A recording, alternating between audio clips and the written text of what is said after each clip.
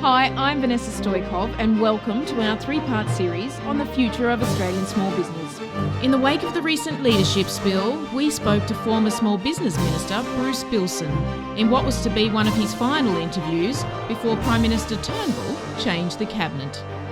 Bruce Billson, thanks for joining us. It's been a big day, big week, a big year for you. Your engagement with small business, you've been out on the road speaking with small businesses right across Australia. What have they been telling you? Well, they've been giving me great field evidence about what they're seeing, what they're experiencing, what government can do to get out of their road, and what we might be able to do to incentivise their entrepreneurship. That's what we've pulled together in the small business package that was such a centrepiece of the budget. Splendid night for small business, about putting incentive back with a discount on the tax paid on incomes of small businesses up to $2 million in turnover, the immediate deductibility of new kit, new plant and equipment, enabling businesses to tool up to take advantage of opportunities, and also streamlining the way businesses can be formed or transformed to take account of new entity structures and new opportunities.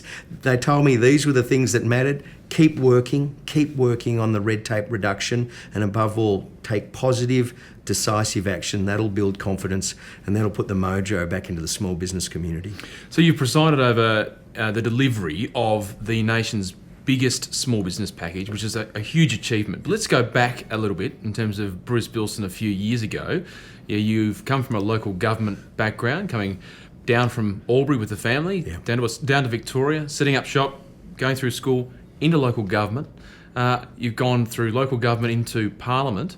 That process of community service and community input seems to have permeated every role you've had up to this. Yeah, look, I love what I get to do, and that's being useful and worthwhile for the community that I'm a part of. And that means getting involved, being a part of it. I mean, even in the small business space, the business my wife and I had, it taught me so much. You know, I might be one of those MBA types, and she may be one of the candidates for Young Retailer of the Year. We weren't lacking in talent and insight, but our business didn't succeed because there's no substitute for customers. And each month when I'm paying my mortgage, I know half of it's for the house and half of it was for our enterprise where we didn't succeed. So I have such a respect and belief and understand how personal it is for enterprising men and women. And I suppose that's part of my journey, getting up close, working alongside, being an ally and an advocate for those that have placed their trust and their hope in me. I guess I find that really satisfying and rewarding, and to see the benefits, like on the small business package, delivering handsomely for the small business men and women, you know, that really is very satisfying. When we talk to other people about you, one of the common themes comes up is your empathy, that you get people and you get small business. Is it the small business failures that you've experienced and seen from first hand that's helped inform that approach to small business? And success stories. Yeah. I mean, one of the most empowering examples that I can provide is not from my own journey. I'm not here to tell people how to run their business, even though I've experienced where those headwinds, where those challenges are, what it's like lying awake at night, talking about what else you can do to turn the red ink into black, you know, where every waking moment you're thinking about cash flow and making that month's lease payment and payroll. I mean, that's personal. And I use the analogy, it's like breakfast, you know, you have bacon and egg for breakfast. Yeah, well, you look at the chicken and you think, yeah, it was involved giving us the egg, but by golly, wasn't the pig committed to give us the bacon? And it's that level of commitment you see in small business. Now, whether it's success or failure, there's learnings there. And as a government that values that field evidence and those insights, I soak that up and I'm energised by it. Successful businesses, I mean, we visit some and we visit others that are challenging, and we listen to their stories and their experiences and their observations. They're real, they're vivid, they're personal, and all they're looking for from me is to be an ally and an advocate. I find that really engaging, and maybe that's what makes that relationship and that connectedness really natural for me. I want to talk to you about that advocacy aspect, because in your role you've got people coming to your door talking about all sorts of issues in small business. How do you get away from or around the issues of motherhood statements? Everyone talks about small business, the engine of the economy, small business being the backbone of the economy. And one of the things, of course, the IPA has been involved with you in is crafting the small business white paper, the first time we've had one in Australia. How do you get around those issues of the advocacy motherhood statements? With action. I mean, there's no substitute for action. Our election policy, one that we'd crafted in collaboration with industry organisations, the wise counsel of people and organisations like the IPA, and embracing that field evidence that we talked about, pointing to challenges, pointing to the red tape obstacles, seeing case studies that we can pick up and work on, putting the small business portfolio into Treasury so that when any of the analysis about how the economy's going and the broader strategy, whether it be budget or even in terms of growth, small business is inculcated, it's embedded in that analysis today. Me being in cabinet, you know me, I'm not shy about expressing a view. So whenever those 20 people that are men and women that are guiding our country in that position of cabinet leadership, I can feed in the small business perspective. I can point to the Australian Building and Construction Commission and the need for a lawful, healthy place on building sites. Some think it's big builders and big unions. It's the subbies that get done over the most. I can bring that to the table. Having a fair and healthy competitive environment. I'm all for efficient businesses, big and small, being able to thrive and prosper. But I know there's many challenges for a smaller business. That's why we've had the Harper Competition Review. That's why we've reformed franchising. That's why we've got the right to repair heads of agreement for those that want to service and support motor vehicles. That's why we've got unfair contract terms. That's why the food and grocery code's these are tangible actions dealing with real challenges that have been shared with me. That's how you get beyond motherhood statements. That's how you get into action and meaningful change, and that's what I try and bring to my role. Because a key aspect of that is the fact that Australia's prosperity is going to be built on the back of small business success. And so how are we going to unleash the productive capacity of small business into the next decade? Well, our over-the-horizon economy is going to be all about the enterprising men and women in small business, family enterprises, farming enterprises, those independent contractors, the self-employed people, the mature age successful business person who's too young and too vibrant to retire but still wants to be involved. They may create their own business, the service provider. Those people will shape the future opportunities, and we need to make sure that we celebrate their ambition and then put the policy settings in place to turn that ambition into action. That's what the budget's about, putting fuel into that engine room of the economy so it can drive growth and jobs. And that's why I really welcome the positive response to the budget, not just from the small business community. I heard one of our big welfare organisations this morning say, I love the small business package for people trying to enter the workforce or return to the workforce who have been out of work for some time. It's usually a small business that gives them a go. So they connected that up as well. That's our plan for a stronger and safer economy that produces the opportunity and the wealth we need to maintain that improvement in our living standards. I want to talk to you about skills in small business, about the skills gap that many small business owners feel, and they acknowledge that they have a skills gap. Our research shows that around 20% of small business owners cite a skills gap as the number one priority in their business. They don't feel they have the skill set to drive the business success. What can be done to help boost the education and training of small business owners in Australia? Well, at a federal government level, we've got the Australian Small Business Advisory Service.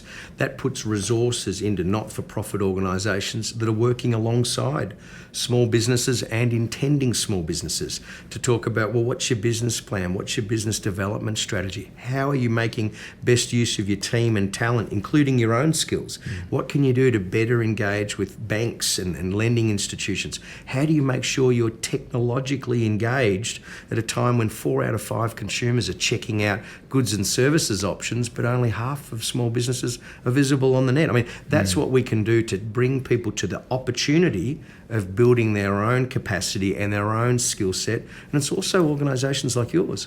I mean, in Australia, so many small businesses in their first instance go to their accountant to get advice. Now, you're in a position and your members are in a position to say, hey, have you thought about maybe investing some time, looking at these online resources, thinking about what the talent kit is that's needed for business success, so we can do that together. I'm a bit against the idea of saying to people, you need a license to run a business. Runs completely against the grain of enterprising, self-starting, self-believing people who just want to have a go. To get alongside them though and say, maybe this opportunity can improve your prospects for success. I think that's the way. The Commonwealth's putting money into that, and I know your members are also playing a key role as trusted advisors in that space. Yeah, and it's really interesting in terms of the conversations to be had with a small business owner, because sometimes the language that's used with an accountant or the accounting space is technical, and to an extent the profession does breed that sense of information. Are you waving a balanced day adjustment at me right now? No, I'm trying. I won't throw a tea ledger at you, but I think the challenge we have is how do we encourage small businesses to become more financially literate, and to boost the levels of literacy. And I just wonder whether the issue of exchanging those ideas between Treasury, your role within the Treasury portfolio, and your counterparts in education, for example, and looking at what can be done from across whole of government, across the breadth of government, but also through the economy to say, what about educational programs, even down at schools, to boost the financial literacy programs? Yeah, and that's, I think, one of the pathways. In fact, a number of the banks are getting involved in that as an outreach program. I was thrilled to launch with ASIC and the TAFE training community a resource kit that's saying to young future tradesmen and women, know what your skills and technical capability is. Here's a toolkit to make sure the business acumen and financial literacy is there alongside your talents to create and grow a good business. Even in the university space, I mean, we've got work to do in taking knowledge in fields of endeavour like technology, science, engineering, and then bolting on entrepreneurship knowledge about what's an idea, how do you translate that into a commercial opportunity, what's the language of investors, what do I need to know about my business plan, and then for young people, making available the great wisdom that's in the marketplace. I get worried when I see successful businessmen and women retiring early because they can, only to feel they had so much more to give. I mean, we can do a better job, I think, embracing that knowledge and mentorship and going beyond the angel investor where there's stacks of dough into a new enterprise, but taking the knowledge and bringing that to the task. I think there's some opportunities in that space and I'm keen to explore them further. You've touched on banks, the role of banks, obviously critical. Everyone wants strong, profitable banks in their economy. We're fortunate to have a number of them, which is good. What can the banks be doing more in relation to lending to small business? They're already lending a lot. They will say they're lending a lot, but what could be done to encourage that lending? A few things, as we've touched on in the white paper, relate to the risk rating, risk profile. One of the things we've touched on, I'm interested in your thoughts. In Australia is a state-backed or government-backed loan guarantee scheme. Is it time for Australia to be thinking down those lines? Look, I'm not sure it is, because we canvassed that in our investigation about how to improve the affordability and accessibility of finance for small business. Finance is the oxygen of enterprise. You starve it off, you lose those entrepreneurial opportunities. We talked to the banks and said, well, what would work? You keep saying that you've got lending capability. I'm hearing lots of small businesses aren't feeling that love. And then it comes down to perceived creditworthiness and then some of the prudential framework that puts a much higher risk premium on a small business loan, even if you've had to mortgage your house and your firstborn to get it. So, I mean, there's some work that needs to be done in that space to make sure the prudential framework encourages the productive use of the balance sheet of banks and not see it all being incentivised into lending for housing. So there's that bit. There's alternative forms of funding. That's why we're working hard to get a crowdsourced equity funding framework in place that's fit for purpose for Australia and our economy. That's why I've been quite evangelical about employee share schemes. You know, those tax changes in 2009 that Labor implemented, they just killed the employee share scheme. But what better way to bring talent and to synchronise the workforce's objectives with the businesses? So they're areas of it. In the point that you're making, though, whether the taxpayer needs to carry a share of a liability or risk for a loan, I'm not sure that's quite the answer. Why? Talking to the banks, they won't lend to a small business if they don't think it's creditworthy, even if someone else shares some of the downside risk of a default. They just won't lend. They say to me, if it's creditworthy, we'll lend. If it's not creditworthy, there's nothing anyone else is going to do that'll change our behaviour. So we're looking at these other avenues. The last thing I'd point to, though, is the disruptive technologies. The fintech players, they're changing the game. You know, where you can get payment platforms doing a deep dive into your bank account working out what your credit worthiness is by an algorithm and then telling you, well, you're good for a certain amount. And we're seeing that, aren't we? Well, Westpac's picked that up. You Yeah. know, they've got that exciting move where they're going to do a deep dive into the bank accounts of their small business clients, do the analytics on what they are like in terms of cash flow risk. If they're strong, they'll offer the money. No house required, no security required.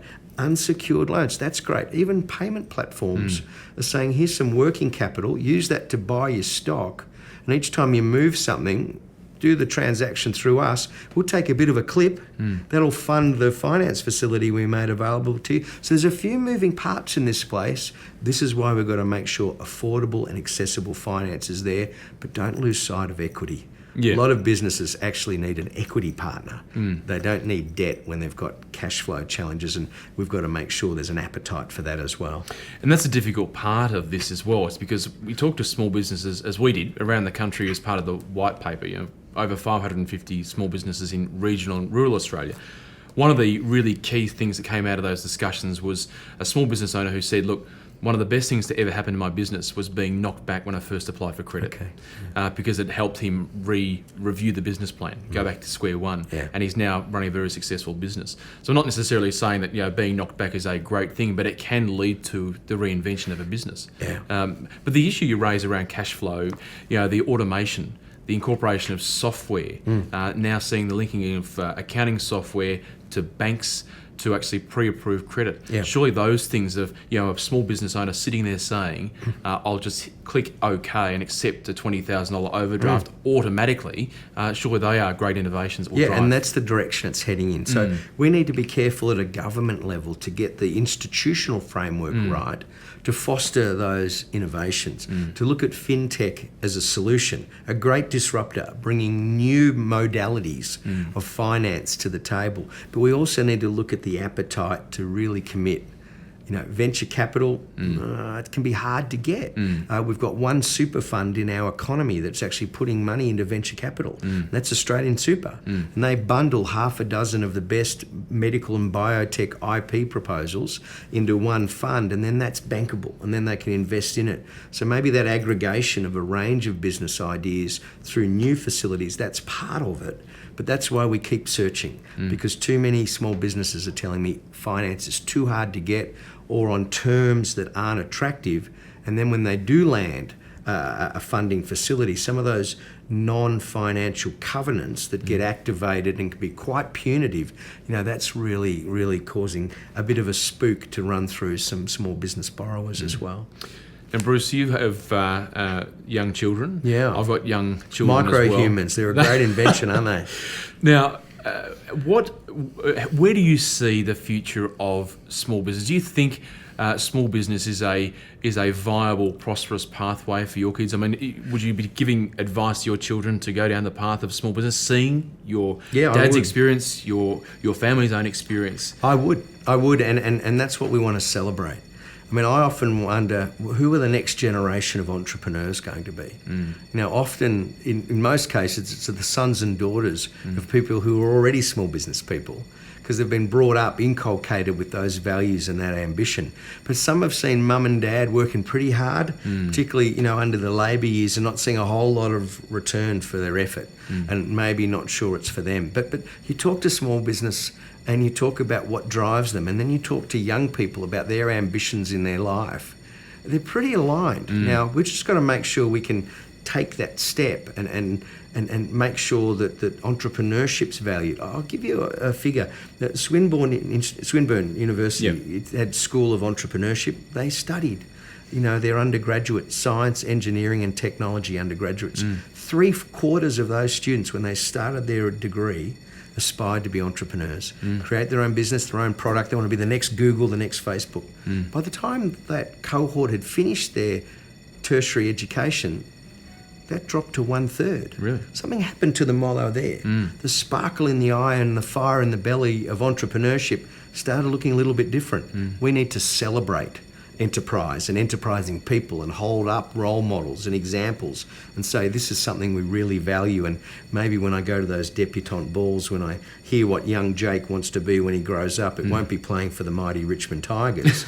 You might want to be an entrepreneur and a small business owner, and that's what I'm hoping for and working for. By the time he grows up, there might be a premiership too. Well, look, no one can say we've peaked early. We're 24 years into our 5-year redevelopment plan. That's right. So we haven't peaked early, but I'm perpetually optimistic.